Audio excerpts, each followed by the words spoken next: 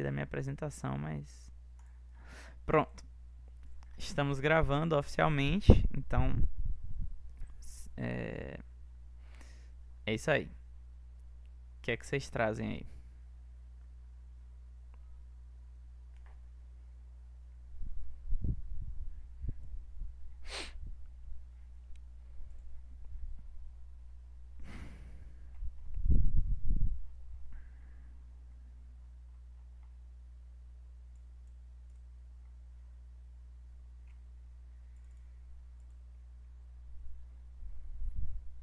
Ninguém ainda teve dúvida ou ninguém ainda parou pra estudar? Tem essa, né? Tem essa. Se ninguém ainda teve dúvida, pode ser realmente porque ainda não parou pra estudar, eu entendo perfeitamente.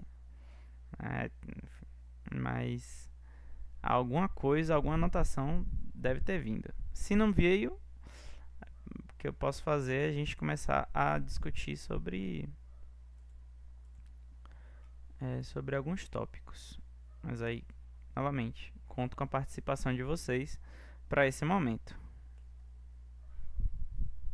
Eu, sinceramente, ainda não parei para estudar muito, Uhum. então algumas coisas ainda não surgiram.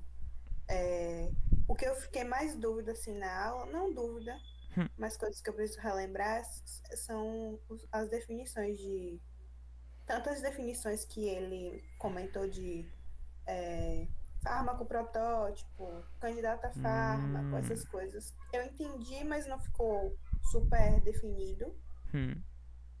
Tipo, eu entendi, mas não sei explicar.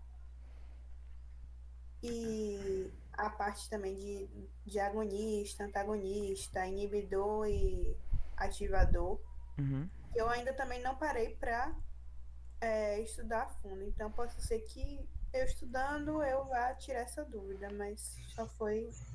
Deixa eu ver se é nesse artigo aqui que a Eu gente fala. também, tá falando essa parte de antagonista e agonista, e o vago de protagonista, Hum.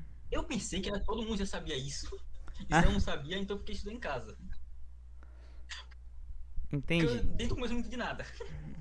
Bom, nesse primeiro momento vocês tiveram a. Vamos anotar aqui, né? Primeiramente foi. Deixa eu abrir aqui um textinho que aí a gente já começa a nortear. Primeiramente, Clara comentou sobre as definições de fármaco protótipo, não foi isso, Clara? Protótipo. Isso, que ele fez uma ordenzinha, né, de... Isso, do fármaco, do- insumo farmacêutico ativo, do Isso, que é droga e do que é composto HIT. HIT, o que é candidato a fármaco, droga, mais ou menos assim. candidato a fármaco.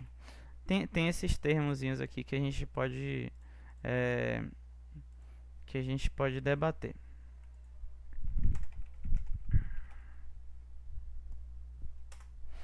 É, bom, e Vinícius comentou sobre, sabe, Os sobre, tipos de fármaco, tipo, sobre antagonista, antagonistas, agonista e os subtipos desse que ele falou que é parcial. antagonistas, é, agonista parcial. Vou colocar agonista parcial aqui embaixo. Nessa aula de hoje ele já comentou sobre isso ou eu acho que ele vai falar na próxima aula, não?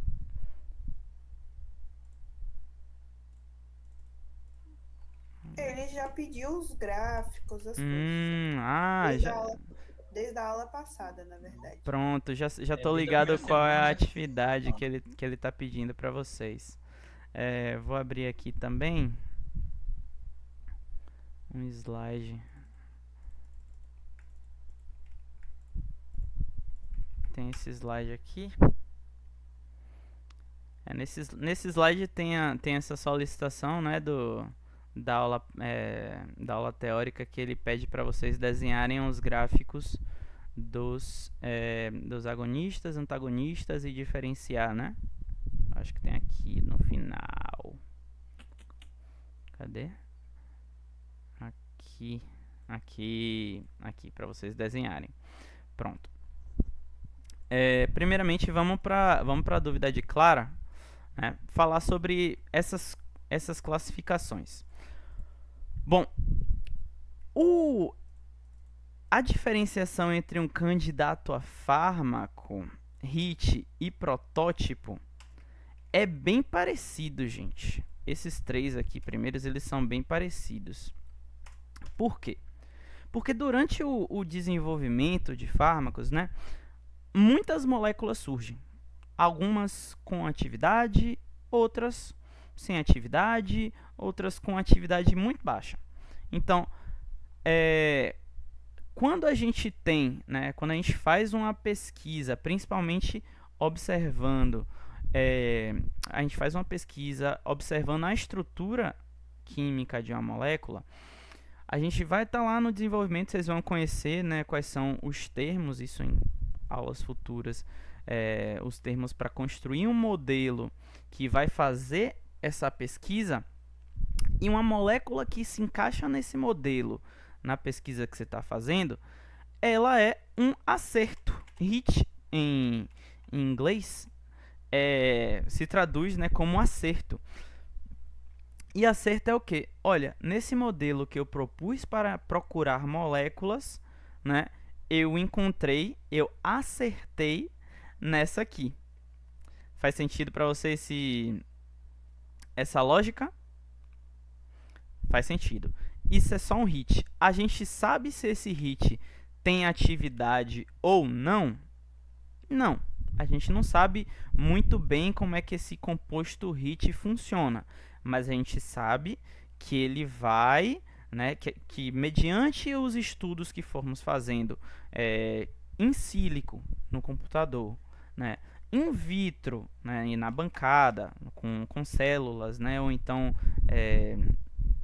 com células, né, ou in vivo em modelo animal e futuramente em modelo humano, a gente vai ter, a gente vai perceber que esse HIT ele pode, na verdade, ser um ótimo candidato a fármaco, né? A gente vai perceber que, olha, esse composto aqui ele tem uma boa atividade, né?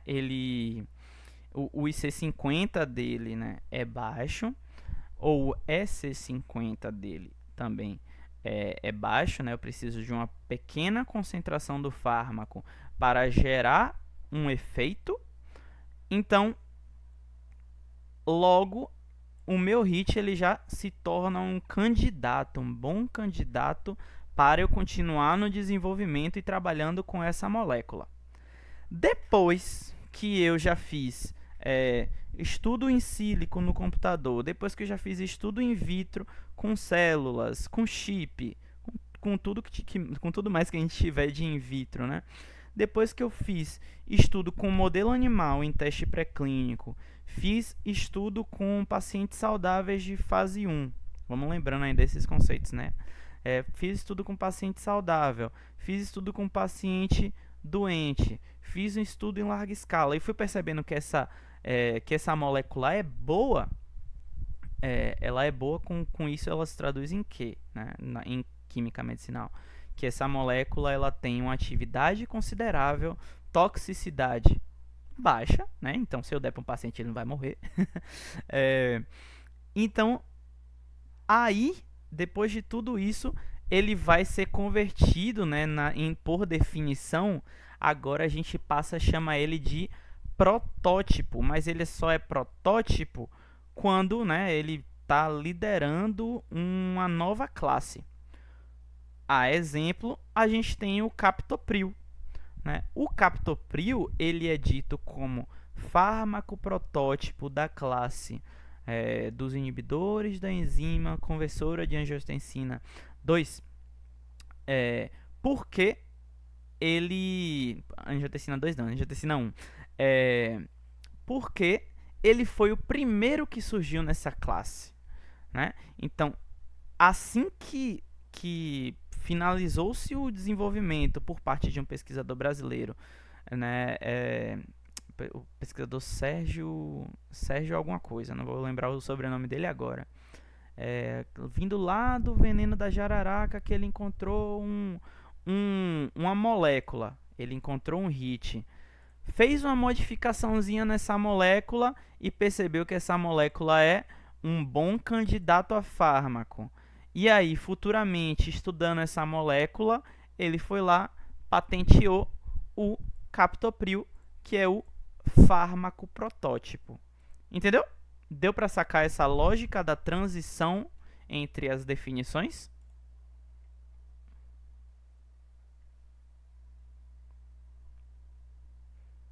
Sim, deu sim. Deu para sacar?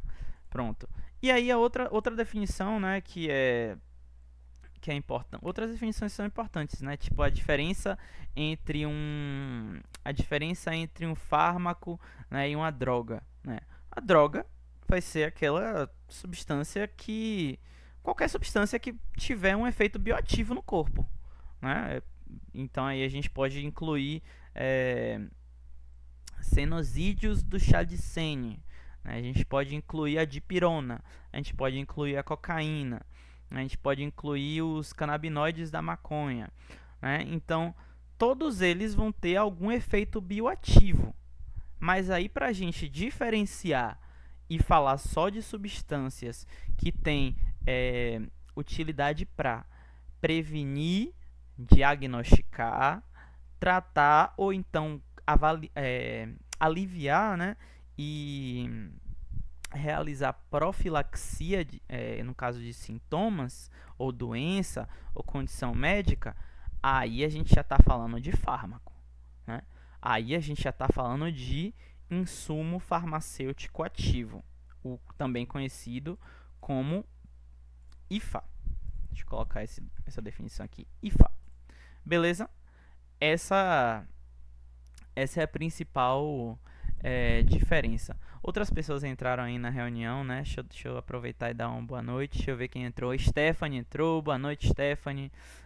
Quem mais? Rebeca também entrou. Boa noite, Rebeca. Entendeu, claro? É por aí essa primeira parte. Essa discussão de definições vai ser um pouco mais trabalhada, um pouco melhor trabalhada lá no módulo 2, que a professora Glória vai falar sobre síntese, vai falar vai falar mais sobre desenvolvimento de fármacos. E por enquanto é importante conhecer esses conceitos, mas um pouquinho por cima, né? E é por aí que vai, beleza? Aí Vinícius falou sobre os conceitos de agonistas, agonista parcial e antagonista, né? Que eu imagino que o professor já deve ter mostrado aqui nesse slide que fala sobre a teoria dos dois estados. Em primeiro lugar, uma molécula, né, uma micromolécula, eu gosto muito de usar meus pequenos gadgets aqui da mesa para poder fazer exemplos. E também gosto muito de utilizar essa bolinha rosa aqui para representar uma proteína. Normalmente ela vai ser minha grande proteína, vai ser minha macromolécula. Uma micromolécula, esse meu fone de ouvido aqui, ele é muito menor do que uma macromolécula, certo? Essa macromolécula, ela é responsável por, assim que ela interage com alguma substância, desencadear algum efeito, né? Desencadear uma cascata, né? Uma cascata de reações bioquímicas que vão levar a um efeito. Por exemplo, opa, alguém levantou a mão? Diga. Mas a gente não tá te vendo, você tá falando aí, fazendo alguma analogia, você tá mostrando alguma coisa? Véi, A será tela tá desligada. Não, será que meu celular descarregou? Não. Oxente, meu celular tá Não, carregado. eu acho que é o plano de fundo que não tá... Não, aqui minha câmera tá bugada. Oxente, pera aí. Tava funcionando agora há pouco. Mulher, mesmo. eu aqui gesticulando. Me avisem, por Tava favor. mostrando agora há pouco. Não, foi meu celular que desconectou. Aí. Oi. Pronto, tô de volta. Então, mostrando novamente meus fiéis amigos aqui da monitoria, é a minha bolinha rosa, que vai aparecer frequentemente para vocês, porque enquanto eu falo eu gosto de ficar futucando nas coisas que tem na minha mesa, é isso, infelizmente aí pra vocês, Mas pra mim funciona muito bem. Então, voltando à fita. Uma macromolécula, ela é muito maior do que uma micromolécula. Tá, beleza. Né? Macro, micro, clima, tá falando o quê? A minha macromolécula, ela, por si só, vai ser responsável, né? Quando ela sofre interação com alguma substância, de desencadear uma cascata de efeitos. A exemplo, a gente tem, vamos lá, a gente tem a ciclooxigenase. Para quem estudou farmacologia integrada, tá ligado que as ciclooxigenases estão envolvidas no processo inflamatório, no processo da dor, né? Se eu tenho uma substância que inibe essa ciclooxigenase, a parada dessa substância, que agora aqui está representada pequenamente pelo meu fone de ouvido, ela vai chegar aqui e conseguir realizar uma modificação estrutural nesta macromolécula que é responsável por desencadear esse efeito, né? Então, essa minha micromolécula aqui pode ser o quê? Pode ser, eu vou até colocar esse conceito que é importante. Essa micromolécula, ela pode ser o ligante endógeno. Todo mundo entende o que significa ligante endógeno, gente? Acho importante esse conceito estar bem amarrado para todo mundo, porque o professor vai falar muito disso. Todo mundo entende isso? Ligante endógeno seria, então, aquela substância que o próprio corpo produz e que é substrato daquela enzima. Beleza? Então, se eu tenho um ligante endógeno e esse ligante endógeno interage com essa proteína, com essa enzima, receptor, transportador, né? Que seja, a gente tem vários tipos de macromoléculas que podem ser moduladas por fármacos ou ligantes endógenos.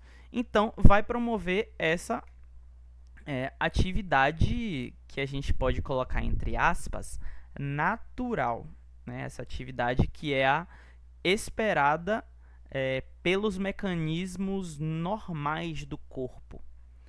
Mas aí o ser humano, ele vai lá e tem uma ideia de fazer uma coisa que faça diferente, que faça o contrário. A exemplo dos anti-inflamatórios, né, que eu já utilizei, a ciclooxigenase, ela pega o substrato dela, né, e vai processar esse substrato, né, vai catalisar a reação com esse substrato para gerar um produto. Esses produtos, né, as prostaglandinas, que são principalmente as prostaglandinas pró-inflamatórias, que vão ser responsáveis, né, pelo processo da dor, pelo processo da inflamação. Mas aí o ser humano foi lá e fez uma peste de um ligante para poder inibir essa enzima de funcionar. Sendo assim, a gente tem duas lógicas aqui, né? Uma é a lógica do ligante endógeno e outra é a lógica que eu já falei aqui, que é do antagonista. Que o que é que ele vai fazer? Assim que ele interage com essa enzima, ele vai inativar ela. E aí, olhando para a teoria dos dois estados, inativar uma enzima significa que esse ligante, né, esse antagonista, ele é responsável por, ao interagir com a enzima, estabilizar a conformação em que ela está inativa, né, em que ela não vai desenvolver um efeito biológico. Tudo bem para vocês esse conceito? Falamos de antagonista agora. Aí agora a gente vai pensar no mais fácil, né? Então, Clayman, o conceito de agonista é que essa substância vai desenvolver uma atividade que é oposta ao antagonista? Sim. Que é, então, parecida com o ligante endógeno. Então, os agonistas, eles agem de uma forma na macromolécula que se assemelha ao ligante endógeno. E por isso, alguns agonistas até têm estruturas químicas que são semelhantes ao ligante endógeno. Por exemplo, a gente tem muitos psicodélicos, né?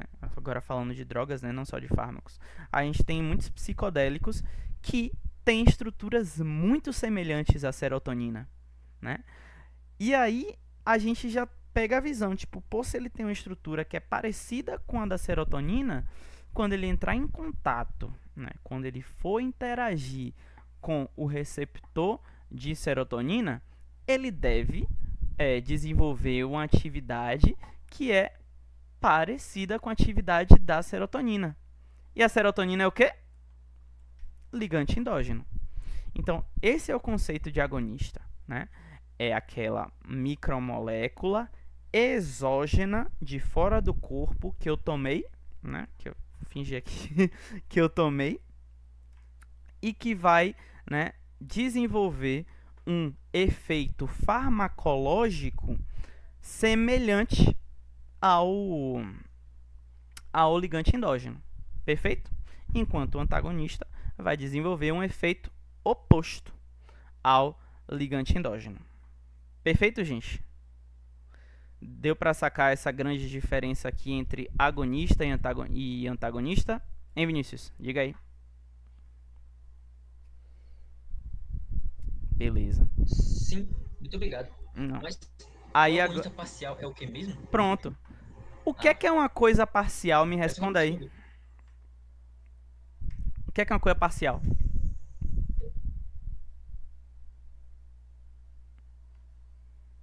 Fale, Só uma parte?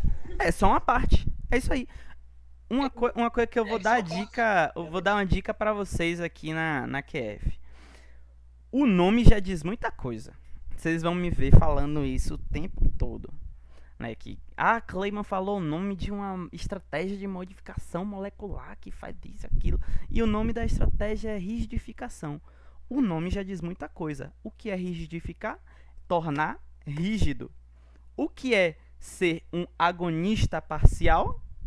É você ter um efeito que é semelhante ao ligante endógeno, porém não é com a mesma intensidade que o agonista.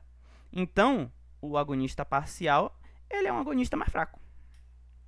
Mas aí você não vai responder isso na prova, que é um agonista mais fraco. Você vai responder bonito. Você vai responder... o agonista parcial é aquele que apresenta intensidade na atividade farmacológica parcialmente comparado ao agonista original, ou então ao agonista. E aí vocês podem discutir sobre potência também. Quem foi que falou? Diga. Eu falei. Pronto. Aí você pode discutir sobre potência também, né? Aí pode falar, o agonista parcial ele é 50% menos potente que o agonista, né? Que o agonista original, né? Que o agonista nem é agonista original, ele é menos potente, né? Ou se vocês forem se aparecer uma questão para vocês avaliarem quanto à seletividade, vocês podem avaliar, né, se essa parcialidade na intensidade da atividade é por causa da seletividade, porque ele não é tão seletivo assim, né, na hora de interagir com aquele receptor, e ele não vai conseguir desenvolver uma atividade farmacológica tão pronunciada quanto o agonista, que a gente pode chamar de agonista pleno também. Agora veio a palavra na minha mente, agonista pleno.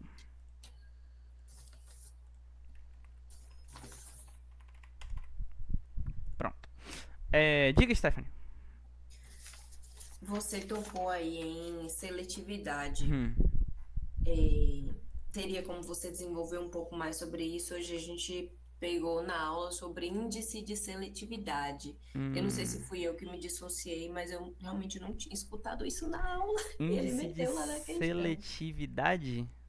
Índice de seletividade. Era seletividade, isso. Pronto.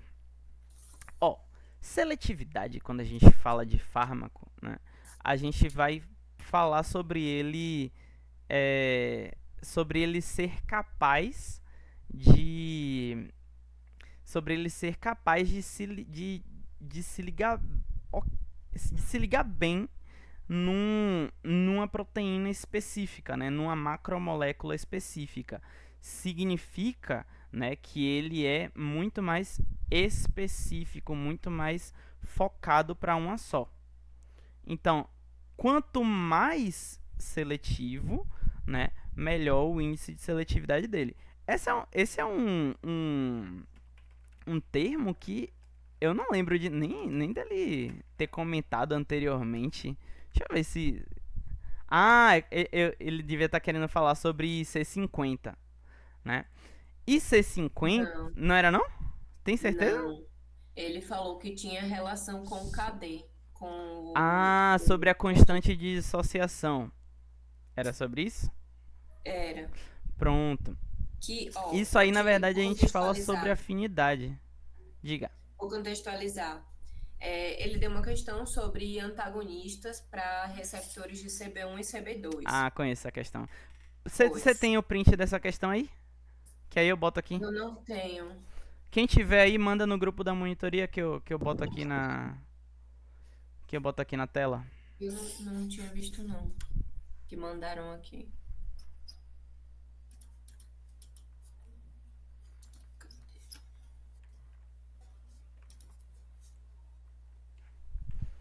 Sabia, sei, se der certo.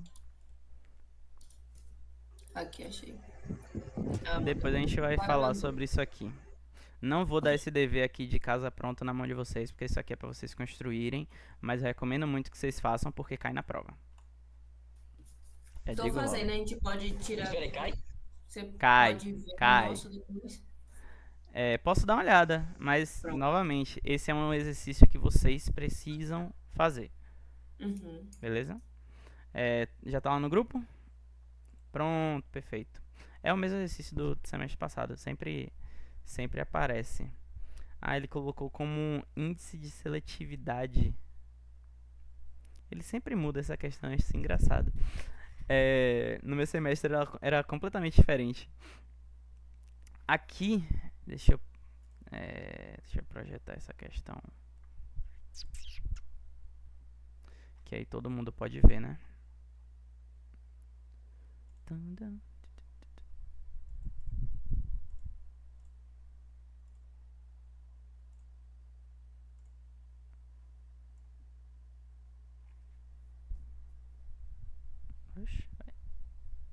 Aqui. Todo mundo tá conseguindo ver aí a questão? Tá, né? Pronto, aqui ó. O que é que ele fala? Aqui ele até adicionou log P dessa vez para discutir.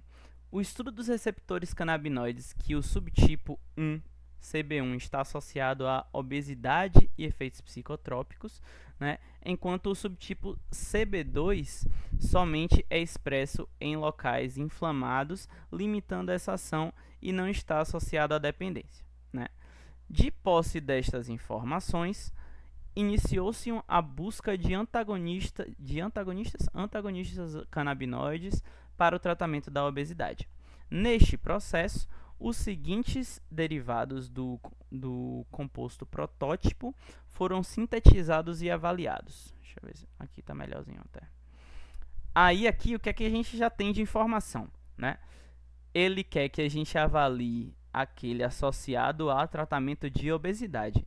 Então, na hora que a gente for focar, a gente quer falar sobre o CB1 ou sobre o CB2? CB1. CB1, né? Porque o CB1 está associado à obesidade e efeitos psicotrópicos. Beleza? Pronto. Aí aqui ele nos dá, né, uma estrutura... ele nos dá uma estrutura base, né? Uma estrutura base com um R que vai mudar, né? Esse R aqui, ele vai variar entre esse hidrogênio, essa amida, esse cloro e essa metoxila. Perfeito? Perfeito. Aí ele faz 3 perguntas. Um fármaco que tenha CB1 como alvo pode ter também efeito psicotrópico? O que é que vocês acham em primeiro momento? Pode ou não pode? No geral, pode. Pode. No geral, pode. Mas Se for agonista. agonista. Isso que é importante da gente considerar. Se for um fármaco agonista, ele vai desenvolver a mesma atividade que o endocannabinoide, né? Falar endocannabinoide endógeno é meio redundante, mas que o endocannabinoide vai desenvolver nesse CB1. E então vai poder, né, desenvolver esses efeitos psicotrópicos. Mas se eu desenvolver um fármaco com foco no CB1, né, que eu tenha o CB1 como alvo, ele vai poder, se ele for antagonista, ele não vai desenvolver efeito psicotrópico, porque ele vai estabilizar esse receptor endocannabinoide CB1 na sua conformação inativa. Perfeito? Check. Essa é assim que vocês podem balizar essas discussões de vocês. É muito sobre como é que eu posso dizer? Sobre ver que não é tudo tão preto no branco. Existe um raciocínio por detrás, né? E aí, claro, isso vai exigir que vocês, em alguns momentos, saiam para fora da caixinha, né? Pensar fora da caixinha. E aqui ele pergunta: qual dos compostos tem o maior índice de seletividade? O que eu acho que ele quer falar sobre índice de seletividade aqui é com relação ao KD. E aí ele coloca o KD. Aí você faz, eu acho que, se não me engano é assim, ó. Você vai colocar, cadê? Esse índice de seletividade. Eita, volta a fita aqui. Índice de seletividade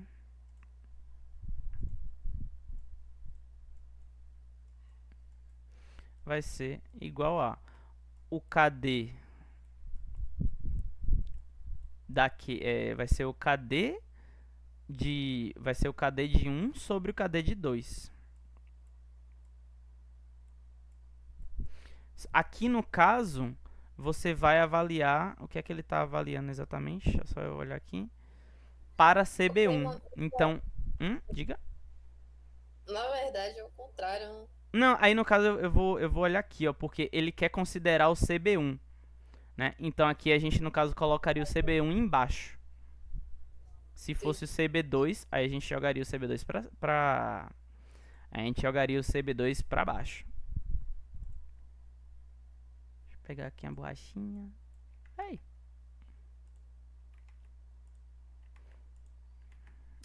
Ele não quer apagar.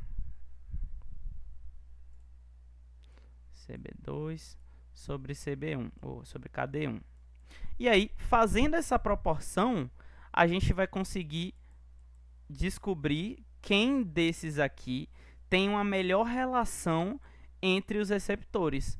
Por exemplo, se eu tenho um que tem mais interação com o CB1, cadê meu negocinho aqui?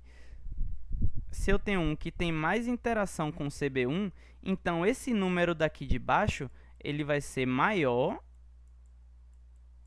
do que o número de cima. Logo, o SI ele vai tender a descer, né? Porque esse número de baixo vai ser maior que o número de cima. E aqui, deixa eu pegar um exemplo aqui. Pronto, esse aqui que tem 22. Pronto. Cadê? Pronto. Por exemplo, aqui, o KD do 1 é 20 e o KD do outro é 2. E aí, a gente vai ter um valor, né? Eu acho que vai dar... Isso aqui dá quanto, gente? Não sei fazer matemática básica. 2 dividido por 20, 0,1. 0,1 é um índice de seletividade muito baixo. E esse índice de seletividade vai nos dizer, então, comparando esses dois receptores, é um índice de seletividade bom porque ele é muito mais seletivo para o 1 do que para o 2. Fez sentido isso para vocês? Não, é isso que eu tava me pegando ainda. Peraí. O que é que não funcionou? Tipo assim, se eu colocasse aqui, por exemplo, eu vou comparar com os outros, né? No outro caso aqui eu tenho um que é 5, seria 5 sobre... Fica 0,5, 0,5 e 2,16. Pronto, 0,5, 0,5 e 2,16. Pronto. Diga. O que é que você não pegou aí? Aí ele falou, é melhor que se tenha uma menor relação, né, de índice de seletividade entre CB1 e CB2. Isso. Por quê? Porque nesse caso aqui eu quero que o valor, quando eu considero para CB1, seja menor. Porque eu quero muito mais que esse número de baixo seja maior do que o número de cima, né? Eu quero que o meu fármaco ele seja mais seletivo para CB1, porque é o foco do meu desenvolvimento. Quando a gente fala aqui, ele pede, né, para a gente considerar antagonistas canabinoides para o tratamento da obesidade. E qual é o que eu preciso que ele seja mais seletivo? O CB1. Deu para todo mundo seguir esse fluxo de raciocínio? É isso. Não, eu dissociei completamente. Eu não lembro qual foi a resposta dele. E eu tenho Aqui dá 2 mesmo, né? Aqui dá 2. Ele falou que era o 4? Por isso que eu não sei entender o raciocínio. Por trás do valor, entendeu? O ideal é que o valor ele seja o menor quanto possível. Menor. Porque aí você vai ter muito mais seletividade. Ao mesmo tempo ele falou, gente, a relação entre CB1 e CB2 deve ser menor. Só que aí um grupo tinha falado é o 4. Ele, não, vocês estão certos, mas... Parará. Seria interessante aqui, né? Eu acho que no caso seria o CB2 seria o 4 se a gente estivesse com interesse em desenvolver para a lógica da inflamação, por exemplo. Se a gente tivesse, se ao invés de escrito aqui tratamento da obesidade, eu colocasse aqui tratamento tratamento de doenças inflamatórias, ou tratamento de condições inflamatórias, ou tratamento da dor, né?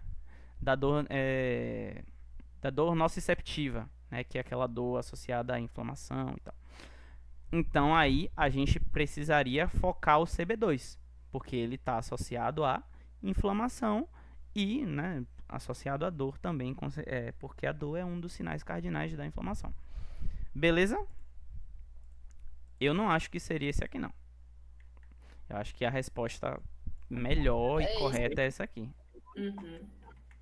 Ele falou que era o 4, mas eu acho que ele fez um raciocínio quanto à constante de dissociação. Mostra a tabela aí. Por exemplo, se você comparar o CB2 e o CB1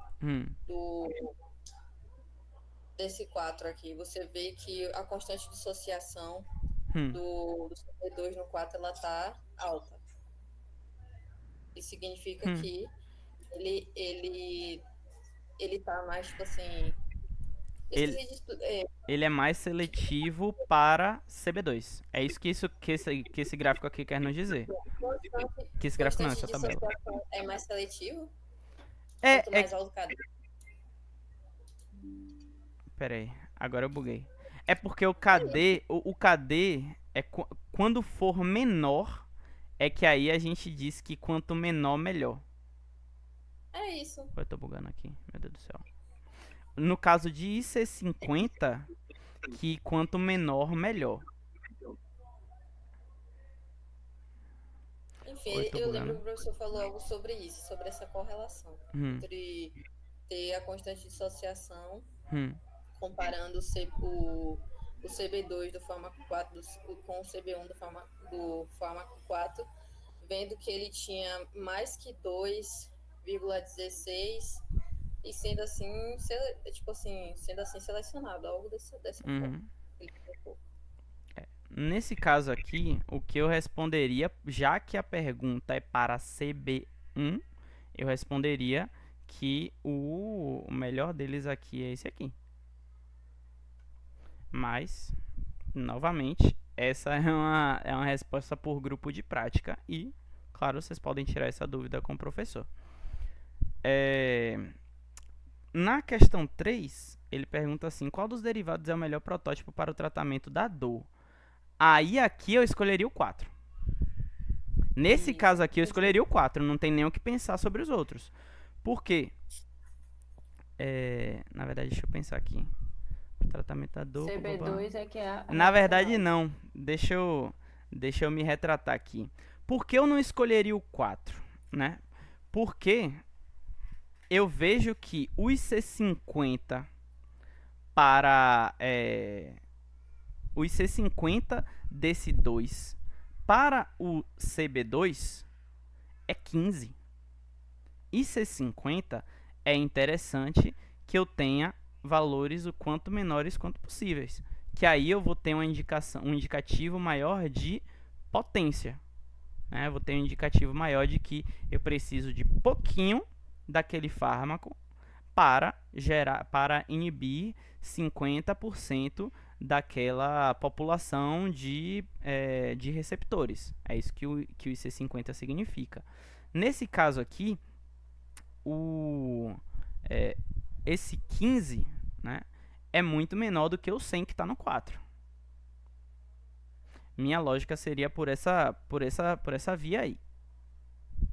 Então, a resposta dessa terceira aqui, pela minha lógica aqui de raciocínio, seria responder esse segundo. Deixa eu ver os outros aqui. Agora, a justificativa do log de P, ele inclui log de P aqui, eu não vejo tanto assim o porquê colocar, porque todos eles estão numa faixa de log de P em que eles vão ter boas absorções por via oral. Todos eles estão numa faixa ok para via oral. O que pode acontecer aqui nesse sentido peraí, eu acho que agora entendi porque ele colocou log P.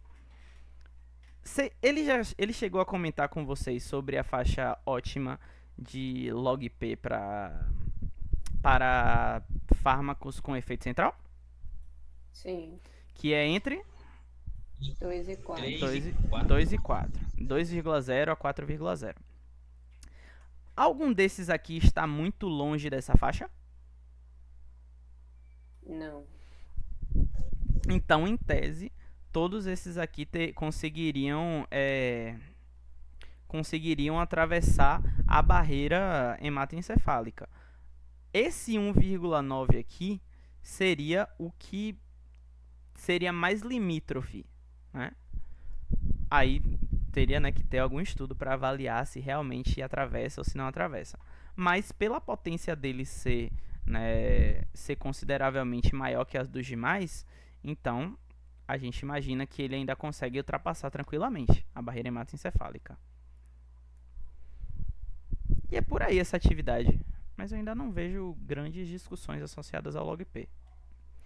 Aí, novamente, vamos tentar descobrir o que é que ele quer com essa informação. E é isso. Algo mais sobre essa atividade? Eu acho que agora essa atividade fica mais para vocês nos seus grupos de prática discutirem, né? Vocês conseguiram apresentar na sala de aula e discutir sobre isso? Sim. Como é que foi? Foi um caos ao mesmo tempo, só que foi a primeira experiência, né? Sim, sim. Aí ele falou que hoje ia ser meio que um teste para avaliar mesmo a turma mesmo, né? Para ver se iam realmente entrosar. Então, já teve alguns grupos que não conseguiram falar nada. Aí ele deu umas orientações, né? No valendo, isso aqui já foi. Entendi. Quais orientações ele passou para para atividade presencial, né, que vai acontecer na próxima semana, né? Atividade do ponto extra. Ele falou que vai ocorrer durante os semestres. Eu não sei ao certo se vai ser realmente na semana que vem. Eu não vi ele falando, estabelecendo uma data específica. Entendi. Eita. Oh, meu Deus.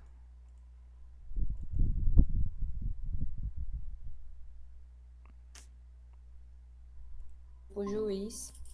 Votei. Dizer as suas respostas e o grupo juiz vai dizer quem é que tá certo. Oi, Stephanie. Deixa eu te pedir pra comentar de novo, porque eu fiz a boa aqui de sem querer sair da ligação, mas já tô de volta. Acontece. Nas melhores sessões. Ele falou que a gente vai se dividir nas turmas práticas. Aí vai ter três turmas que vão dizer a resposta, né, para cada uma das perguntas. E vai ter um grupo juiz que vai dizer a sua resposta que está correta. Então vai ter um júri simuladozinho, né? Vai. Entendi. Já houve esse júri simulado em outro semestre já, mas eu acho que foi mais pro módulo de Samuel. Ele falou lá da pontuação, enfim, não entendi muito bem, mas participar de qualquer jeito lá. Depois é bom a gente compartilhar esse... É bom a gente compartilhar como é que vai ser essa experiência, porque, né, alguns colegas acabam não indo, então o grupo da monitoria fica aberto para vocês também compartilharem isso, tá bom? Infelizmente, né, na verdade até felizmente, né, um pouquinho, porque o monitor também tem outras atribuições no dia, mas eu não vou conseguir estar lá em todas as aulas teóricas. Por isso que, né, em alguns momentos eu vou perguntar para vocês o que é que aconteceu, como é que tá, para eu ter uma noção do que é que tá acontecendo, né, do que é que o professor passou, do que é que tá se passando nas mentes de vocês, né. Isso foi uma das coisas que eu perguntei bastante logo no início dessa sessão. E além disso, vocês têm outras dúvidas? O que mais que temos para hoje? Conceitos que ficaram meio esquisitos, a gente já debateu, né, sobre o conceito aqui de índice de seletividade, a gente debateu sobre o conceito de ligante endógeno, agonista pleno, debatemos sobre conceitos de definições, né, das moléculas durante o desenvolvimento, né, em química medicinal. O que mais que temos para hoje? Ah, sim, falar sobre essa curva. Claro, não vamos deixar de falar. Olha só, essa curva aqui, o que eu acho interessante para vocês em primeiro momento é que vocês entendam que não é uma curva de Michaelis-Menten, né? Essa aqui é uma curva de dose e resposta, né? No eixo Y é a resposta, né? Deixa eu desenhar aqui. No eixo Y, você tem a resposta R, ou sei lá, efeito, né? Vamos colocar como R. E no eixo X, vocês têm a concentração do fármaco, né? Ou então a dose, né? Ou dose. Então, baseado na concentração do fármaco, vocês vão ter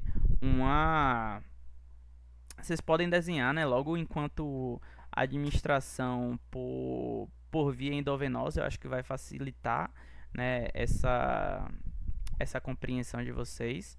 E aí vocês já vão ter, né, uma noção de como é que esse gráfico vai se comportar. E aí, né, cadê a aula? Tá aqui. E aí, vocês vão ter, né, uma curva. O que eu recomendo, em primeiro lugar, vocês lembrarem o que é essa curva de dose e resposta. Ela vai, né, começar do zero e ela vai atingir um limite. esse limite vai ser a resposta máxima do fármaco, né? Que a gente vai aqui colocar como X. Se fosse o ligante endógeno, a gente até consideraria, ou então um agonista pleno, ou então um antagonista pleno, a gente consideraria esse X aqui enquanto 100%. Vocês concordam comigo? Que o fármaco, quando ele é administrado, ele vai lá e atinge 100% da sua resposta, e depois, quando ele passa a ser excretado, o desenho do monitor é meio feio, ele vai descer, né, numa função logarítmica mediante a excreção, né? E aí, o que vocês precisam, né, o que vocês precisam comentar tá bom, mas essa dose, mas essa curva, como é que ela se comporta quando eu incluo, né, um antagonista, né, ou então quando eu comparo, né, a curva de um agonista total, né, com essa resposta, ou um agonista parcial, né? Aí mediante o que a gente já conversou, você já tem uma noção de que, né, o agonista parcial ele vai ter um efeito que é menor do que o agonista pleno, né, agonista total. E aí é importante que vocês exercitem, né, esses conceitos, principalmente construindo a curva. E vou dar essa dica de ouro aqui para quem compareceu na sessão de monitoria, que vira e mexe acontece de cair sobre a curva de Michaelis-Menten, né, na prova, né? Acontece de cair, né? E aí isso vai ser debatido mais nas próximas aulas, quando ele começar a falar de inibidores enzimáticos. Ele vai debater mais sobre agonistas, antagonistas, agonistas parciais, agonistas inversos, etc. Então, estudem curva de Michaelis-Menten curva de dose e resposta. As duas podem cair em prova. Beleza? Diga. Ô, Cleiman, eu estava desenhando aqui o primeiro e o segundo, né? Que é agonista total e parcial. E o total, ok, ele vai subir, desempenhar a resposta. E o parcial sobe também, mas ele não chega pela metade, tanto quanto o total, ok. Aí fui desenhar o segundo, que é o agonista total na ausência e na presença do antagonista competitivo. No caso, o meu desenho ficou basicamente o mesmo do primeiro. Seria esse o perfil mesmo? Essa é a lógica.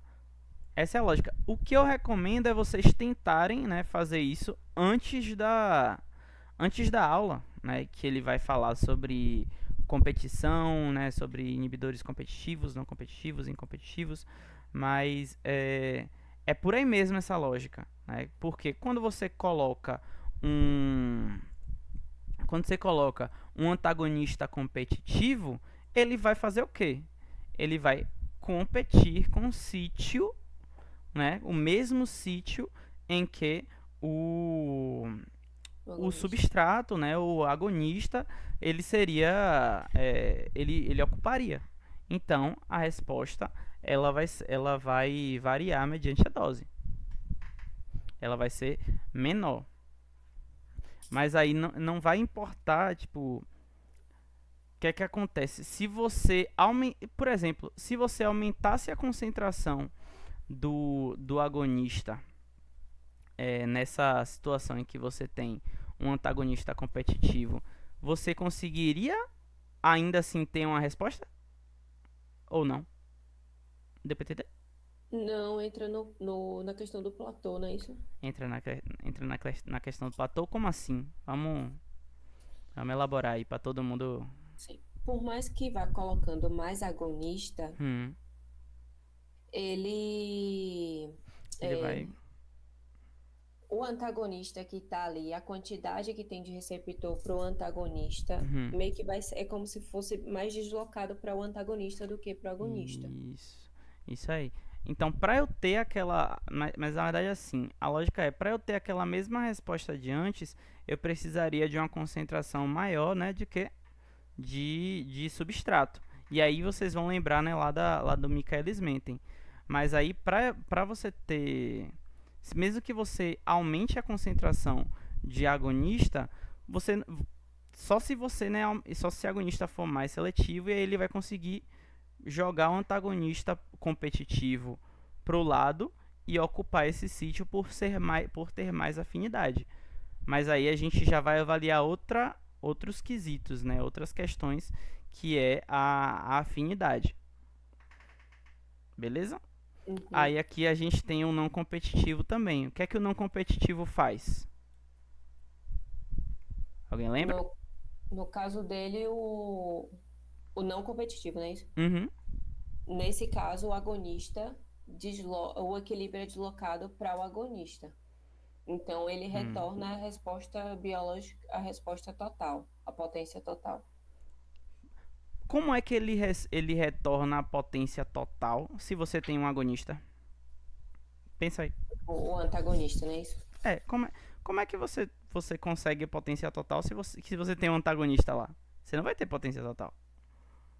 Você tem um antagonista que está ocupando um sítio que não é o mesmo que não é mais o sítio ativo. Agora é o sítio alostérico. Né? É importante revisar esses conceitos lá da farmacocinética. Claro, a gente vai conversar mais isso depois que o professor der a aula de inibidores enzimáticos, que a gente vai conversar bastante sobre o que é competitivo, o que é não competitivo, o que é incompetitivo, mas não ele vai impedir, né, que haja essa ligação efetiva do ligante endógeno com o receptor ocupando um sítio alostérico e não ocupando o sítio ativo. Mas nesse caso, como que ficaria o gráfico?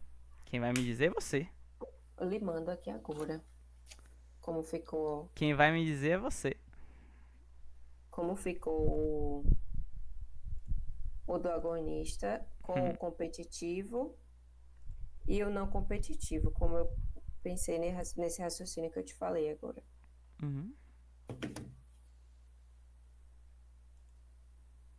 Cadê?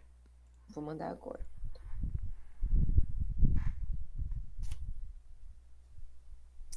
Vou tirar essa... falar com ele também na prática, né? O pessoal disse que... Que o quê? Que é tranquila, porque eu... É bem de boa perguntar coisa a ele, viu? Aos 3 professores, é bem de boa perguntar. Quanto mais vocês demonstrarem que estão interessados no tema e estão com dúvidas, né? Eles vão se esforçar para resolver essas dúvidas de vocês. Beleza? Sim.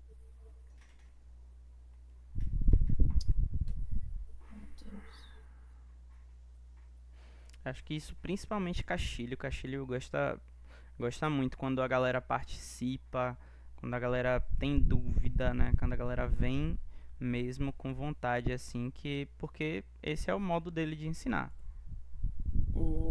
Esse modo, assim, e isso pode até ajudar vocês na hora dele elaborar uma prova, né? Com mais carinho.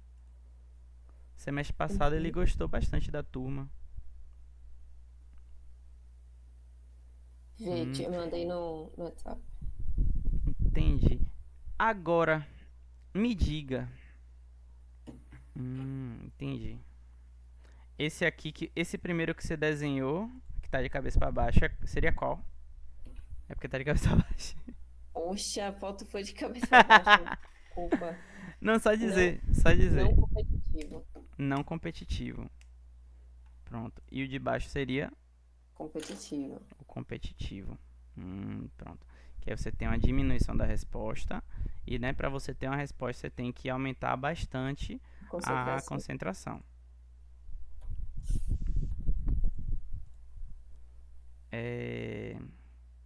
O que mais? Agora é esse daqui. Deixa eu virar a cabeça aqui.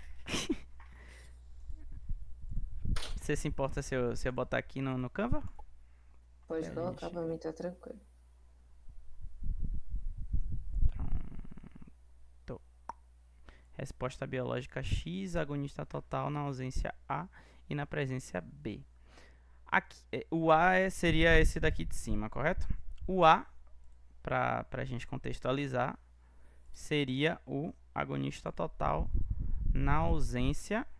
Então, ele tem a plena, né? Aqui seria o pleno. Pô, essa caneta é foda. Esse aqui seria o pleno. Então, aqui ele consegue atingir a resposta 100%. Agora, esse aqui. Vocês concordam comigo que quando eu tiver ele na presença de um antagonista não competitivo, eu ainda vou ter essa diminuição aqui? Eu ainda vou ter uma diminuição aqui?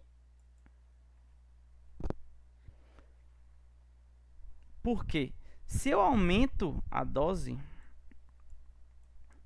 eu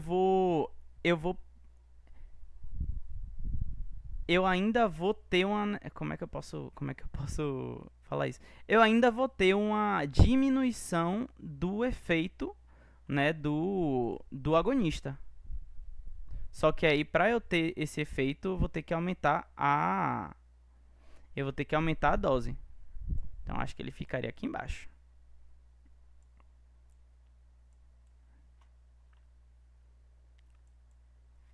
Mas, tipo, qual que é a diferença do antagonista competitivo pro não competitivo graficamente?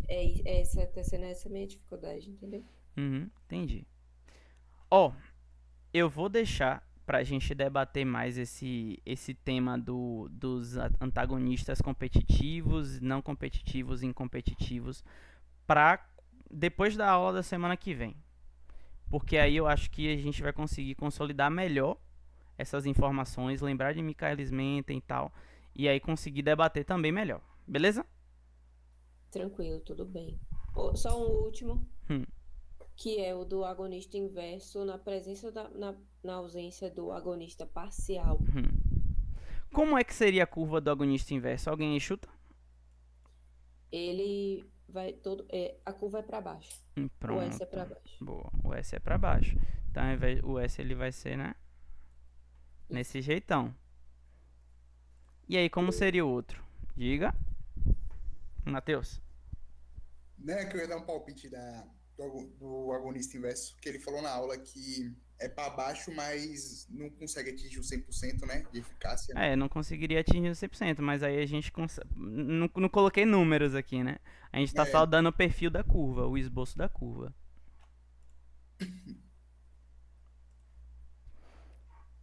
E aí o outro seria na presença de concentração fixa de um agonista parcial. E aí a gente teria o que nessa curva B? Diga aí. Menor, né, do que o inverso. Seria menor, né? Menorzinho, subiria aqui junto e aí teria ele menorzinho. E aí a depender da potência, né, desse agonista parcial, ele poderia ser aqui, ele poderia ser, né, aqui, poderia, né, inverter todo, né, e aí dependeria, né, de quem é que consegue desenvolver o efeito mais potente, né? Se o agonista inverso ele é mais potente, né, se ele consegue desenvolver um efeito mais pronunciado do que o agonista parcial. E aí, é claro, a gente discutiria também sobre a afinidade, né? Se esse agonista que ele é inverso, ele tiver maior afinidade por esse receptor, é claro que a atividade, né, do agonista inverso vai ser mais pronunciada do que no caso do agonista parcial. Vocês concordam comigo?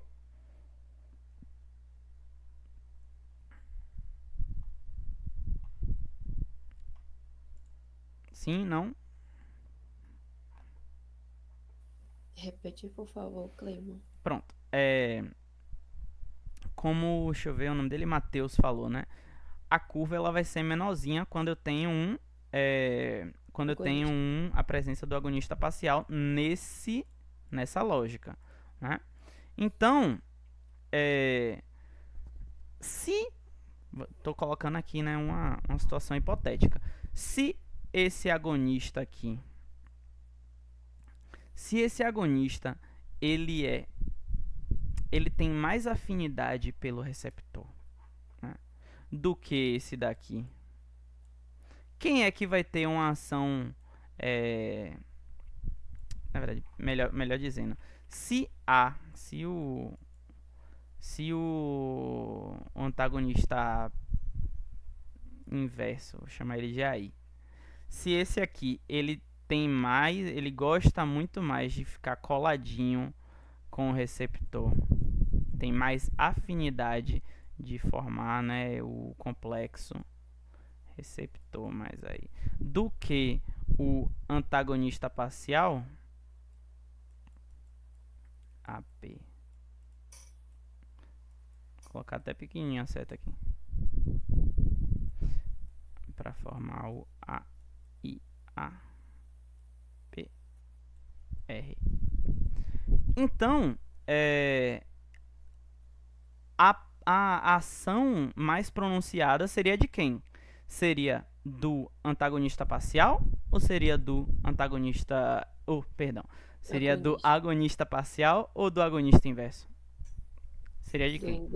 Do inverso, né? Porque ele tem mais afinidade, né? E porque, logo, a gente também, se a gente tiver dados sobre potência, se ele for mais potente do que o outro, aí a gente vai ter uma atividade maior, né? Um efeito farmacológico maior desse amigão aqui, do antagonista inverso do que o outro. Mas aí, é claro, eu estou dando, né, uma situação hipotética para vocês avaliarem. Assim como o professor também deu uma situação hipotética para vocês avaliarem.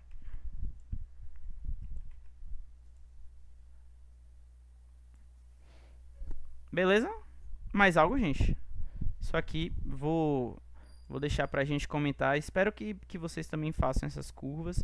Vou deixar para a gente comentar mais depois, né, depois dessa aula de inibidores enzimáticos, que eu acredito que deve ser semana que vem. Deixa eu ver aqui o calendário. Acho que deve ser semana que vem, né? Desenvolvimento de antagonistas, agonistas, não sei o que, inibidores enzimáticos. É isso mesmo, semana que vem. Na quinta-feira da semana que vem a gente vai conseguir discutir legal esse tópico, beleza? Beleza. Beleza. Mais alguma dúvida, gente? Diga. Não é dúvida, não. É aquela questão que a gente estava resolvendo, que ele fez em sala hoje com os grupos. Você começou fazendo K1 sobre K2. Sim. Você estava começando certo. Porque eu fui perguntar a uma colega, aí ela falou que a maioria das pessoas faz K2 sobre K1. Mas que, na verdade, para essa questão seria K1 sobre K2. Então, portanto, por isso que seria o 4. Porque o 4 ele teria a menor índice de seletividade, que no caso seria 0,5. Na minha lógica aqui, eu acho que o certo, né, seria considerar esse 1. Mas aí a gente pode tirar essa dúvida, obviamente. A gente pode sempre tirar essa dúvida com o professor. Por quê? Porque a gente quer saber, tá bom, dentre essas duas comparações, né, a gente quer saber o quanto é que o 2 está comparado com o 1. Porque no final, a gente vai... Cadê a imagem aqui? No final, a gente quer saber o índice de seletividade para 1. Mas a gente pode ver isso depois. Deixa eu fazer uma pesquisa aqui por fora, né? para avaliar esse termo, né? Índice de seletividade. Não, criatura.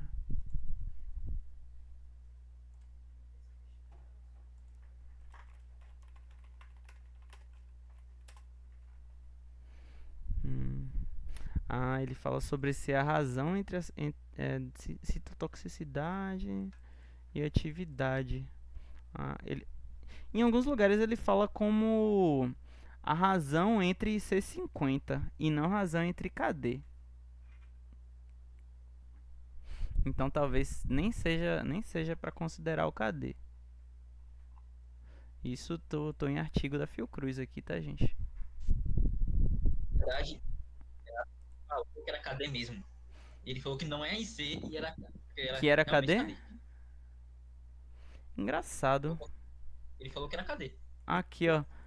Tem um artigo da Fiocruz, né? Tem um artigo da Fiocruz que ele tá escrito assim, ó. O índice de seletividade, então, é obtido dividindo-se IC50 pelo LC50.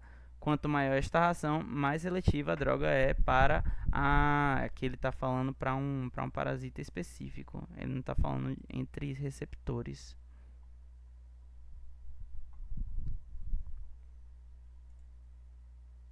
Aqui, eu acho que deve ser isso aqui. Multialvo.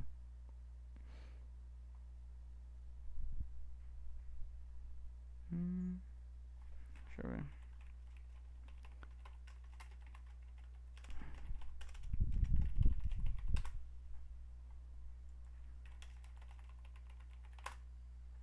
Eu te mandei no WhatsApp, no privado, a fórmula que eu encontrei. Isso é do chat GPT? Não, né? Foi, procurei nele. K2 sobre K1. É isso. K2 é o fator de retenção do... mas isso aí é para cromatografia. Não é a mesma comparação que a gente está fazendo. É um conceito bem amplo, dá para ser aplicado em várias outras coisas também. Eu vi um de, não sei o que lá, da refração da luz, nada a ver. Então não é algo muito específico. O negócio é a gente ver o que é que realmente o professor quer. Eu vi outro, quer dizer, deixa eu procurar aqui para ver se tem esse conceito desse índice aqui para algum lugar. Não, aqui tem só formas de calcular essa seletividade. Que ele fala sobre... Todos eles falam sobre C50. Alguns falam sobre fração livre de fármaco.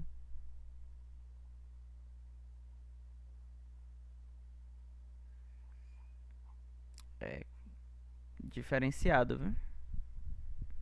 Relação entre transmissão luminosa.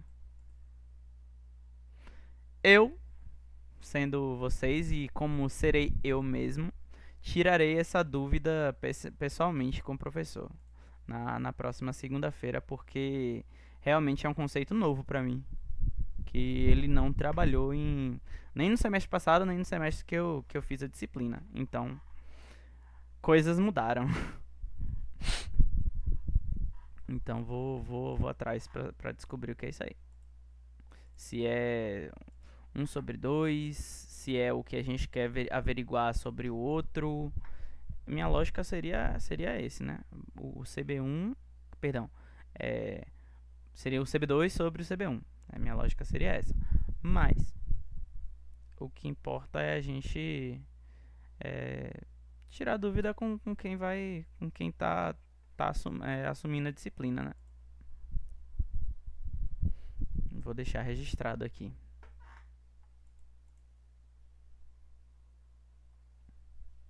E aí? Mais algo?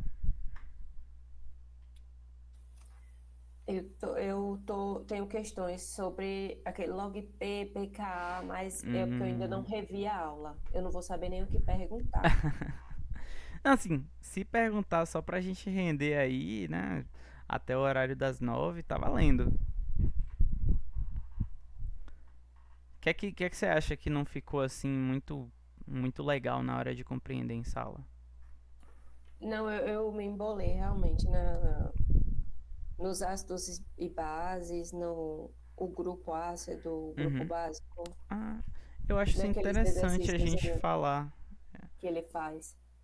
Qual exercício? Ele colocou as estruturas em sala e pediu essa estrutura, esse grupo, é ácido, é básico? Ele averigou, pediu para vocês reconhecerem grupos ionizáveis e não ionizáveis, né? Isso. Beleza. Eu vou projetar aqui para vocês.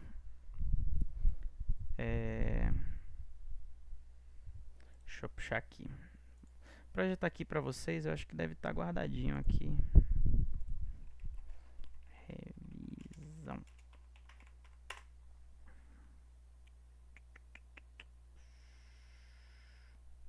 Eu acho que não tá aqui não. Cadê? Será que tá aqui? Aqui, achei. Acho que a gente pode marcar um horário para a gente debater mais sobre isso, né? sobre química orgânica e revisão de ácido e base. Mas eu tenho né, uma cacetada de slides aqui para a gente avaliar isso. Mas vou passar um material aqui para vocês que ele é ótimo para falar sobre ácidos e bases em química orgânica. Vocês conseguem ver? Isso aqui foi uma revisão de química orgânica que eu fiz. Tem um exercíciozinho, se vocês quiserem a gente pode fazer, né? Para avaliar isso. Mas eu acho que o principal que eu queria mostrar aqui para vocês é isso aqui, ó. Que a gente tem, né, ácidos e bases em química no geral, né? São substâncias que apresentam reatividade e também apresentam ionização. E, por isso, né, elas interagem algumas estabelecendo interações iônicas, outras estabelecendo literalmente interações covalentes, né, ligações covalentes. Em primeiro momento, né, teve o Arrhenius. Deixa eu aumentar isso aqui, tá ótimo. Teve o Arrhenius que ele fez a teoria voltada, né, nos seguintes parâmetros. Os ácidos, eles, quando dissociados, né, em meio aquoso, liberam H+. As bases, quando dissociadas em meio aquoso, liberam OH-. Essa é a teoria de Arrhenius, não tem mais, não tem menos. A gente percebe logo de cara que é uma teoria muito restrita, né? Porque não engloba os ácidos e bases que vão aparecer, né, quando a gente avalia química orgânica, né? Em química orgânica a gente já tem a introdução de aminas, a gente já tem a introdução de ácidos carboxílicos, né, de fenóis, de que mais? De sulfonamidas, né, que apresentam também caráter ionizável. Para isso, né, no futuro, veio essa combinação aqui de dois cientistas, né, Bronsted e Lowry, para postular uma nova teoria de ácidos e bases, que seria aquela que é principalmente a teoria que a gente vai utilizar na química medicinal para discutir grupos ionizáveis e grupos não ionizáveis, né? Agora, os ácidos e bases, eu vou passar aqui o slide, né? Agora, os ácidos e bases, eles são, né, os ácidos são aqueles que doam o próton H+, né? E as bases são substâncias que recebem o próton H+, que sai dos ácidos, né? Então, antes a gente era focado só na dissolução em água, né? Na dissociação, melhor dizendo, em água e liberação de H+ ou de H-. Agora a gente tem uma transferência de próton. Com isso, aí a gente vai reacender, né, nosso conhecimento lá de ácidos e bases, nossa, eu nem lembro onde é que a gente pega, acho que a gente pega isso em 138, né? De que os ácidos, né, temos aqui um exemplo, né, de um ácido que, quando em contato com a água, quando reagindo com a água, ele forma, né, a água vai se comportar enquanto uma base, vai formar um ácido conjugado, né, e uma base conjugada, que vai gerar os pares conjugados. O HCl é um ácido e o Cl- é a sua base conjugada. O H2O, que é a água, é uma base nesta situação, enquanto o H3O+, é o seu ácido conjugado. Perfeito? Aí a lógica, ela só faz um vice-versa, né, na hora que a gente vai falar sobre bases. A gente tem aqui, exemplo, a amônia, NH3. A amônia, quando reage, né, quando é colocada quando é adicionada à água, ela vai se comportar enquanto base, né, enquanto a água vai se comportar enquanto ácido. E vai gerar, né, os seus pares conjugados, que são NH3, que é a base, tem como ácido conjugado o NH4+, que é o íon amônio. Já a água, que aqui nesta reação ela se comporta enquanto ácido, terá enquanto base conjugada, né, o íon OH-, né? E aí isso aqui é muito importante para vocês, né, fixarem na hora de avaliar estruturas que podem ou não serem ionizadas. O que eu quero mostrar aqui, cadê? Principalmente essas aqui, ó. Essa imagem aqui eu acho que mostra legal, né, estruturas que ionizam-se em reação com a água. Essa seta aqui está completamente errada, mas é de uma fonte de um cursinho do Enem. Isso aqui é uma seta de ressonância, né? Não é uma seta de reação. Aqui a gente tem um ácido carboxílico que se ioniza, né? Por quê?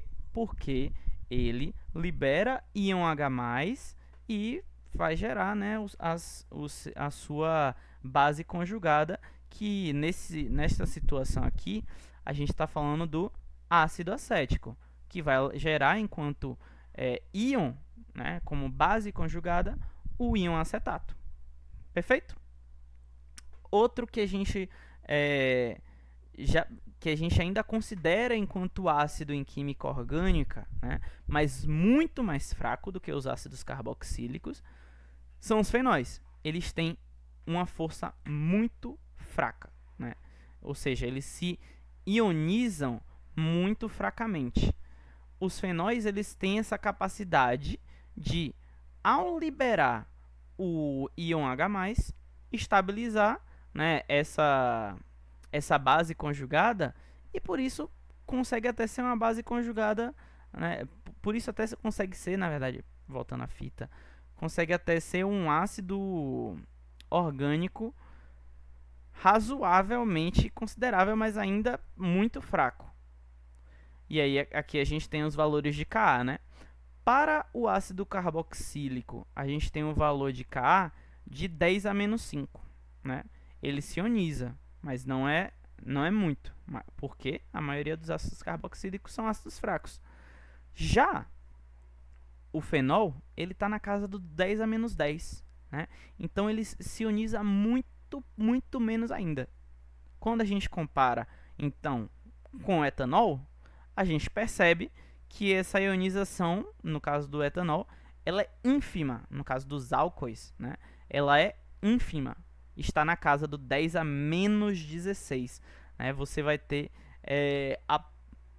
uma probabilidade de encontrar isso aqui ionizado em meio aquoso muito baixa. Né? Muito baixa.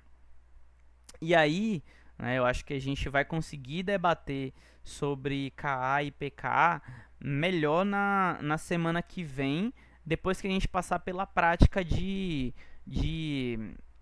pKa, né? Porque a gente vai conseguir olhar, tá bom, qual a influência do pKa, o que são microespécies ionizáveis, né? O que é log D. Eu acho que já na semana que vem a gente vai entrar nesse tópico. Vou dar uma olhada aqui só para ver se não estou avançando muito na prática. É isso mesmo, na semana que vem. Aí, por que que isso acontece, né? Por que que isso acontece? Tem o efeito, né, que é o efeito da deslocalização de elétrons. Nesse caso, o ácido acético, ele tem o grupo carboxílico. O grupo carboxílico, ele permite que, depois que o ácido carboxílico interage com a água, né, e sofre, né, esse processo de ionização, esses elétrons livres agora, né, que tornam esse oxigênio carregado negativamente, agora esses elétrons eles podem se mover em ressonância, o que permite então a estabilização da base conjugada por deslocalização de elétrons, por ressonância, que vai formar, né, o híbrido de ressonância. Já aqui, quando a gente olha para a estrutura do etanol, né, se vocês forem olhar, né, tem a mesma quantidade de carbonos, né, na estrutura de baixo do que na de cima. Nessa daqui, a gente vê que tem um pKa muito mais alto, né? Ou seja, a probabilidade da gente encontrar ele ionizado em meio aquoso é muito ínfima. Por quê? Porque a gente tem uma localização muito forte desses elétrons, né? O que vai gerar, mediante essa interação, essa reação com a água, uma base conjugada muito instável. E aí vem uma coisa que eu também repito muito nas monitorias, eu acho que vocês vão ficar cansados de me ouvir falar isso, que a natureza gosta de coisas fáceis.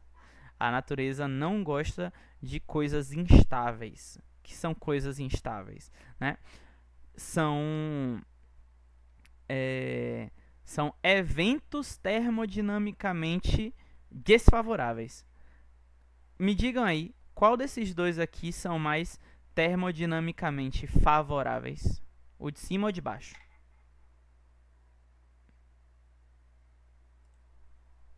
Alô? De cima? O de cima. Por quê?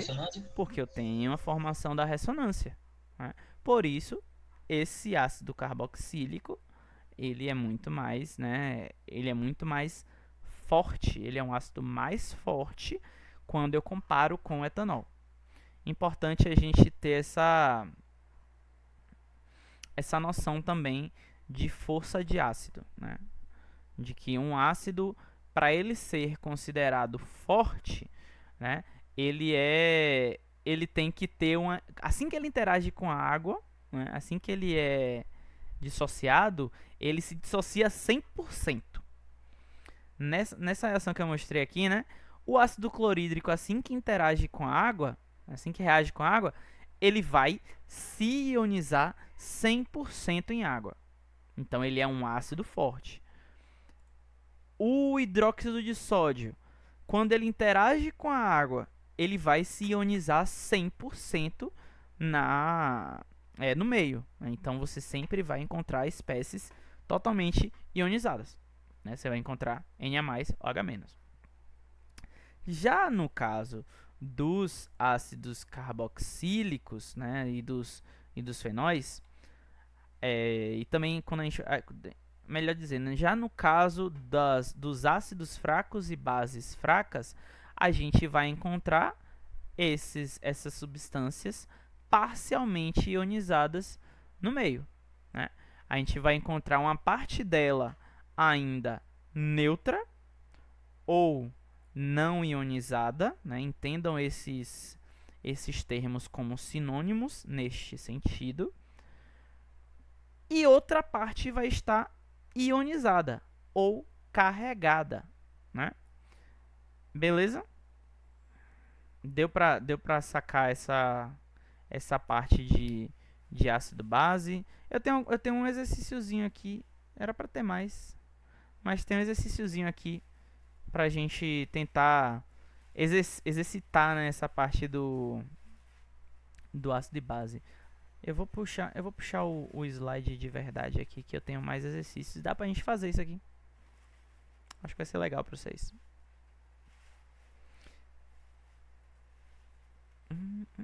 Deixa eu só procurar.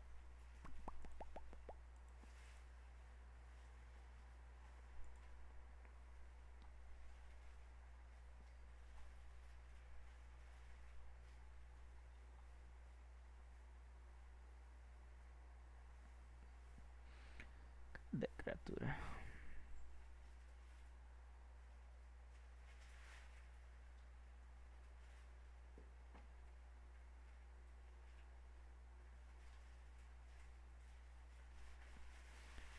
Gente, tô procurando aqui no meu Canva, que é muita coisa.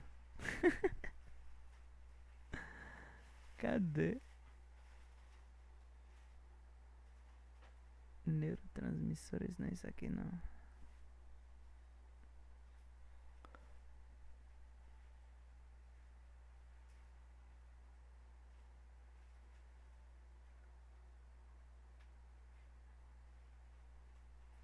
Achei.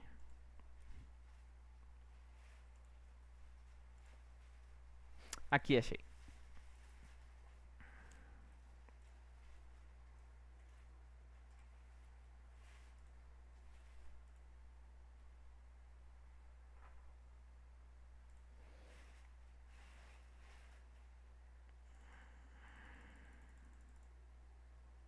Esse aqui mesmo.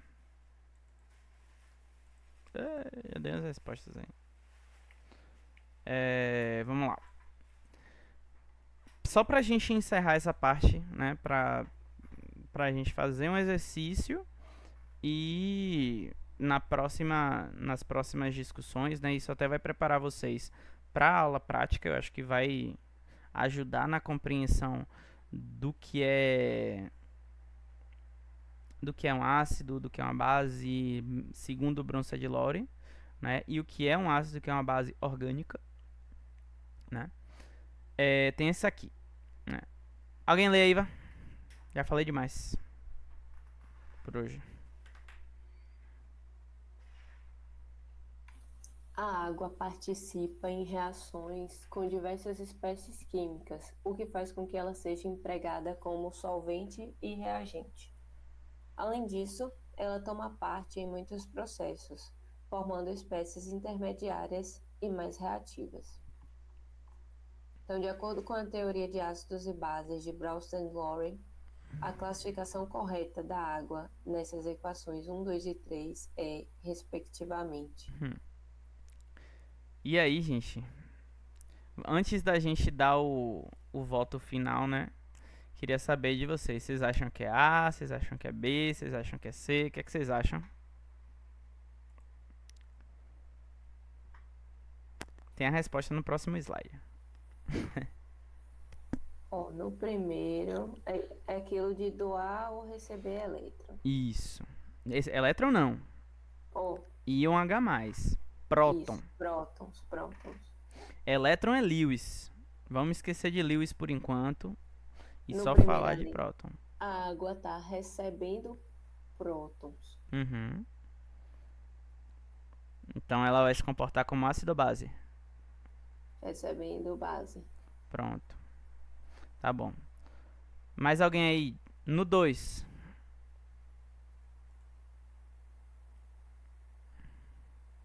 Vinícius já falou que é C. E sim, Vinícius, nesse 2 aqui a água tá fazendo o quê?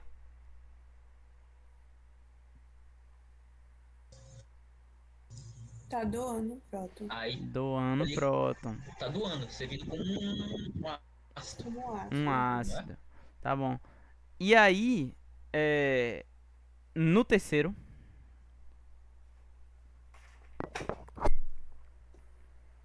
E no terceiro? Tá doando também. Tá doando também?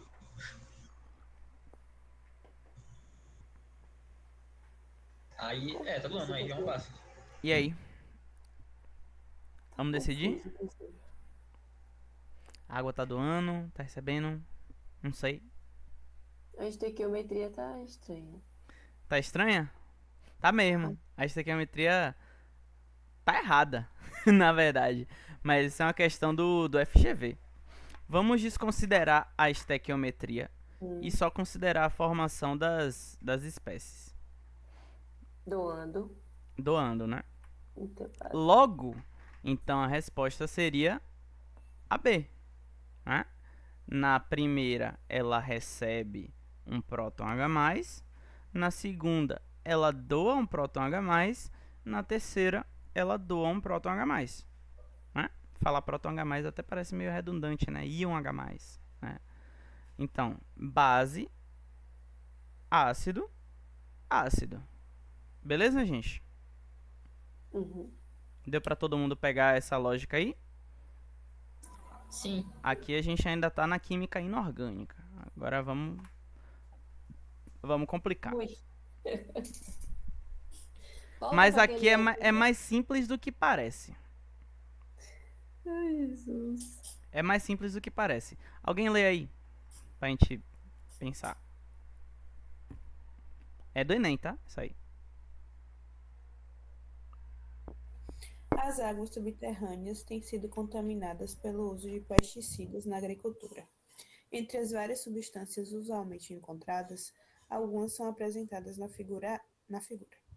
A distinção dessas substâncias pode ser feita por meio de uma análise química qualitativa, ou seja, determinando sua presença mediante a adição de um reagente específico. O hidróxido de sódio é capaz de identificar a presença de um desses pesticidas pela reação ácido-base de hidróxido de lório. O teste positivo será observado com pesticida 1, 2, 3 ou 4. Ou 5. Pronto. Isso aí que a gente faria é o que lá em Química Analítica? Uma titulação? Titulação, ou se fosse um teste, né, com indicador visual, né, a gente só pinga lá, ia mudar o pH, né, um testezinho com reação de ácido base, né, bem tranquilo de fazer. E aí ele fala que quem é que vai reagir é hidróxido de sódio. Hidróxido de sódio é o quê? Ácido ou base? Base. É uma base forte e bem conhecida, né? Então, dentre essas espécies aqui, quem é que tem um grupo ácido que reagiria?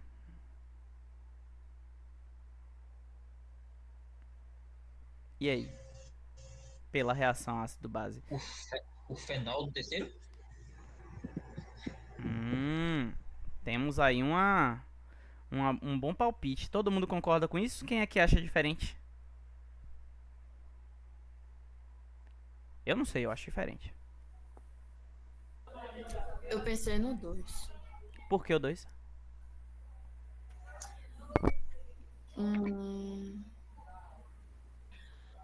Tá apresentando carga, né? Tipo, nitrogênio e oxigênio tá apresentando uma carga negativa. Deixa eu dizer, então, isso aqui é o grupo nitro. Grupo nitro, ele é um grupo que ele fica fazendo ressonância entre si. Esse grupo aqui, ele fica fazendo ressonância. Então, essa carga, na realidade, assim, ela não existe, propriamente dita. Então, o grupo nitro você não vai considerar enquanto ionizável. Eu já vou dar essa dica aí. Então, seria uma carga parcial nesse caso aí? Isso aqui formam cargas formais, né? Cargas formais parciais. Entendi. E aí? Quem dá mais alguma ideia aí? Pode ser o primeiro também. Por que poderia ser o primeiro?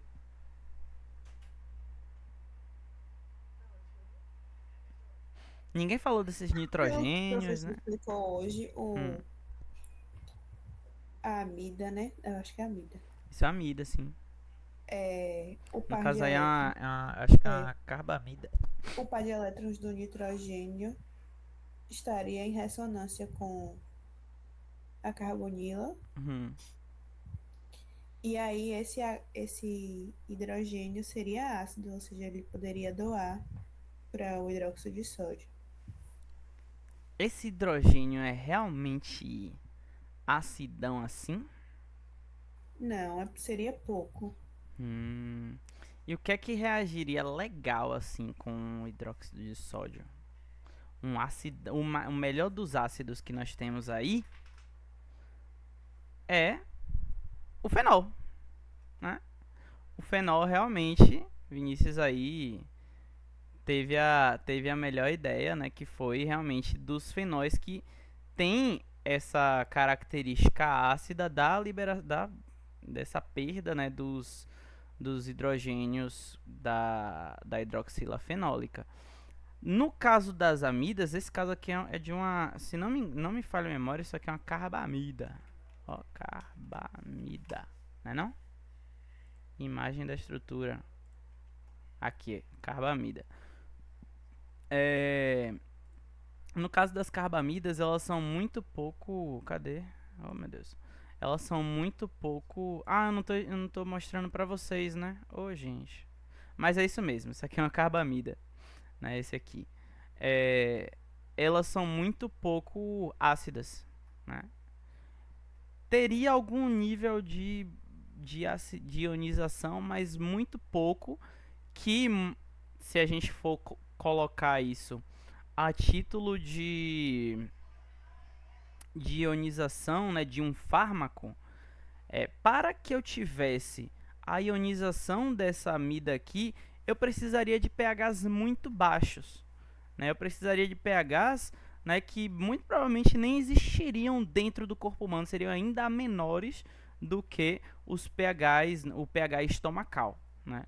E caramba, se vocês conseguirem encontrar um lugar no corpo que tem um pH tão desgramado assim, sabe, tão inferior ao pH estomacal, vocês me avisam, né? Então, o que eu tô convidando vocês a pensarem, né, isso já para vocês levarem para a semana que vem,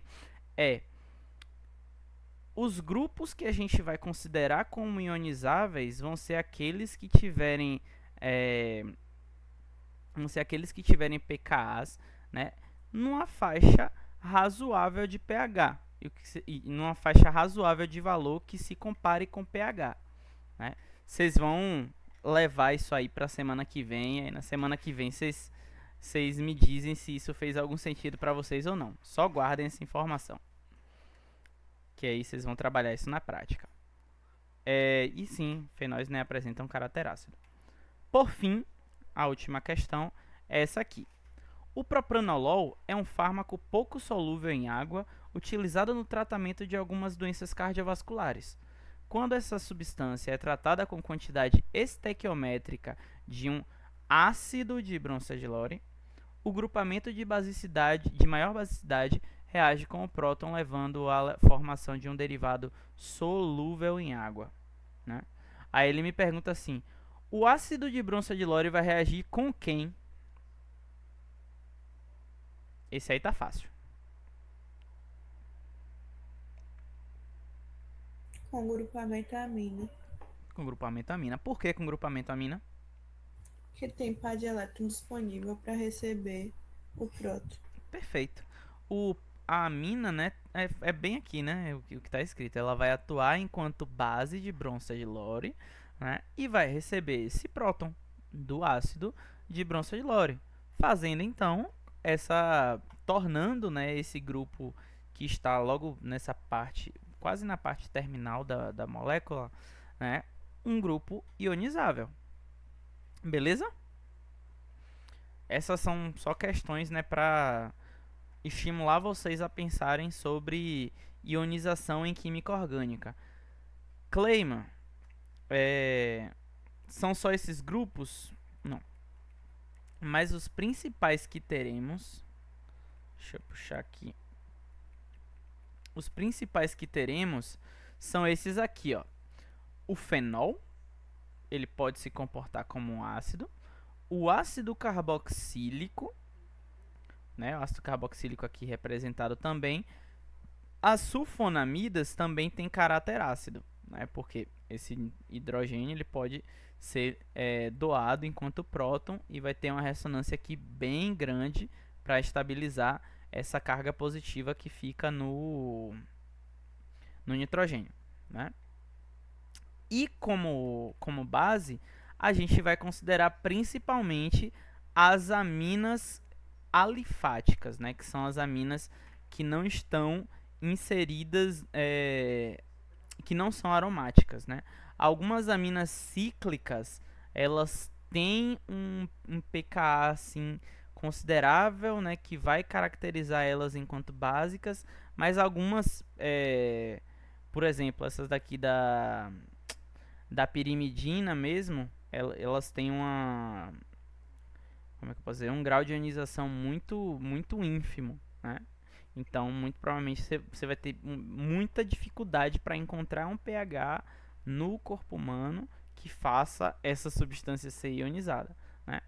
Isso que eu quero que vocês pensem, né? Sempre que a gente for discutir ionização de fármaco, pensar onde é que eu vou encontrar no corpo um lugar que faça, que consiga ionizar essa substância, né? Ácidos vão se ionizar no intestino, principalmente, né? Porque o intestino é básico, enquanto as bases vão se ionizar principalmente no estômago. Perfeito?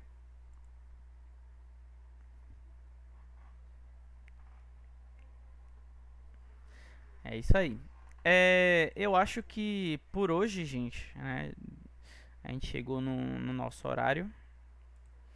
Temos mais alguma dúvida? Se tivermos, dou-lhe uma. Né, brincadeiras à parte, mas vocês podem, né, colocar lá no grupo da monitoria. Sejam convidados, né, estejam, né, convidados a enviar suas dúvidas através do canal de contato oficial da monitoria, que é o e-mail. Né, o e-mail, no drive da monitoria tem algumas informações, né, sobre isso. Eu acho que tem esse slide de revisão de química orgânica no drive da monitoria. Eu vou dar uma verificada, mas eu tenho certeza de que está por lá. Ademais, eu acho que por hoje é só, né? Já batemos aí as 2 horas de sessão. Amanhã teremos mais no laboratório de informática às 13 horas. Beleza? Muito obrigado aí a quem colaborou, né? A quem participou, a quem escutou, né? Uma ótima noite para todo mundo. Vamos descansar, que amanhã ainda é sexta-feira, amanhã ainda tem mais coisa para fazer, né? E ainda não acabou a semana pra gente. Um beijo e tenha uma ótima noite. Tchau, tchau.